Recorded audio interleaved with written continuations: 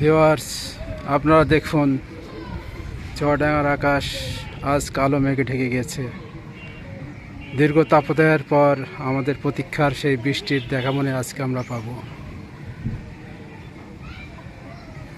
দেখুন কি কালো মেঘ, আর মেঘের গর্জন শোনা যাচ্ছে এখন থেকে। হয়তো নামবে সেই স্বস্তির বৃষ্টি, শীতল করে দেবে আমাদের এই চুয়াডাঙ্গার ভূমি। দেখুন, আপনারা দেখুন কি কালো মেঘ।